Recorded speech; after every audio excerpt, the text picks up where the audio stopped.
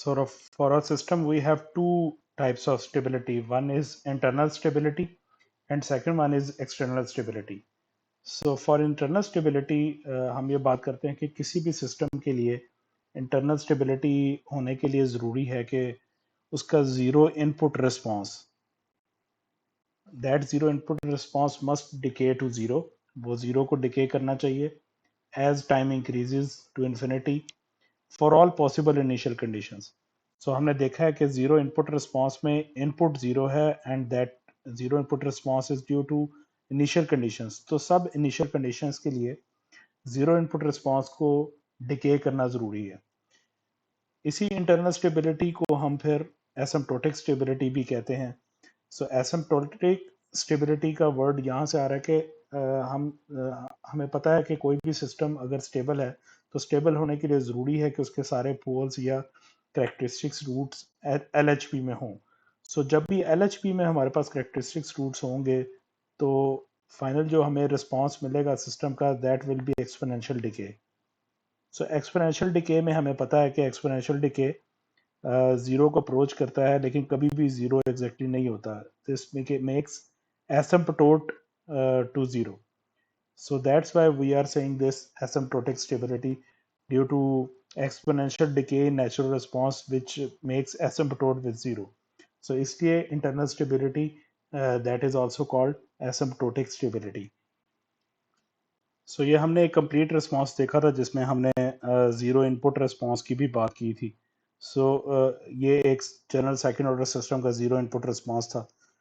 तो अब इस जीरो इनपुट रिस्पांस में आप देखें तो हमारे पास यहाँ पे दो तरह की चीजें हैं. वन इज डिनोमिनेटर में हमारे पास है करेक्टरिस्टिक्स पॉलिनोमियल और न्यूमरेटर में हमारे पास पॉलिनोमियल ऑफ इनिशियल कंडीशंस या इनिशियल स्टेट्स है.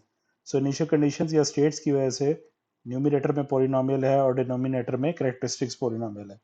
तो अब ये बात इंटरनल स्टेबिलिटी में या एसिम्प्टोटिक स्टेबिलिटी में है कि इस जीरो इनपुट रिस्पांस को जीरो को डिके करना जरूरी है as time t approaches to infinity. So zero input response को डिके करने के लिए क्या जरूरी है, तो यहाँ पे हम देखें तो हमने ये बात पहले देखी है कि पॉलिनोमियल्स ऑफ इनिशियल कंडीशन जो है, इनिशियल कंडीशंस जस्ट सिस्टम की स्टेबिलिटी में कोई नई इंफॉर्मेशन ऐड नहीं करती, कोई नया पोल ऐड नहीं करती. So they just change the magnitude. So that's why numerator को हम स्टेबिलिटी पॉइंट ऑफ व्यू से निगलेक्ट कर सकते हैं क्योंकि ये सिर्फ इनिशियल कंडीशंस पे बेस्ड है. तो अब बात रह जाती है सिर्फ डिनोमिनेटर की which is characteristics polynomial. So characteristics polynomial के सारे रूट्स अगर LHP में हों तो हम कह सकते हैं कि जीरो इनपुट रिस्पांस जो होगा वो डिके करेगा अप टू जीरो.